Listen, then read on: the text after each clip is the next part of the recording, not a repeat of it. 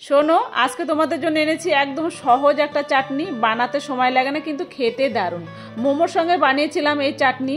আর মজার ব্যাপার হলো, এটা যদি একবার বানিয়ে ফ্রিজে রাখতে পারো তাহলে কয়েকদিন তোমরা কিন্তু নির্ভয়ে খেতে পারবে। ব্রেকফাস্ট হোক বা ডিনার, চাটনি রেডি মানে রান্নার কোনো ঝামেলা নেই। আর খাওয়াটা হবে একদম জমজমাট। অল্প সাদা তেলে ভেজে নেব রসুন, পেঁয়াজ, টমেটো আর সামান্য আম আদা। সঙ্গে একটু লবণ আর হলুদ দিয়ে একটু করে ভাজবো। কয়েকটা ধনেপাতার ডাঁটি দিয়েছি। টমেটোটা যখন নরম হয়ে আসবে তখন কয়েকটা চিনেবাদাম দিয়ে দিতে পারো। বাদামটা আমার ভাজা ছিল, তাই আগে থেকে ভাজার দরকার নেই। ভালো করে ভেজে নাও। সব কিছু সুন্দর ভাজা হয়ে গেলে, ঠান্ডা হয়ে গেলে এটাকে বেটে নাও। বাটা হয়ে গেল।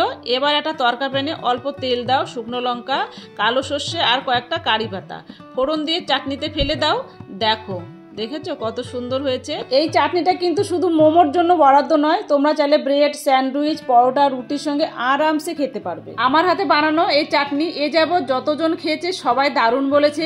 যদি তুমি একটু এরকম প্রশংসা পেতে চাও তাহলে আমার এই নিনজা টেকনিক চাটনিটা চটপট বানিয়ে নাও। আর আমার ভিডিওটা সেভ করে রাখবে, যখন তুমি রান্না করবে একটিবার টুক করে দেখে নিও। আর এই ভিডিওতে যদি কোনো নতুন বন্ধু এসে থাকো তাহলে আমার পেজটাকে ফলো করে আমার পাশে থেকো। আবারও দেখা হবে নতুন একটা রেসিপি নিয়ে পরের ভিডিওতে। ততক্ষণ সবাই খুব ভালো থেকো, সুস্থ থেকো, এনজয় করো। Thank you.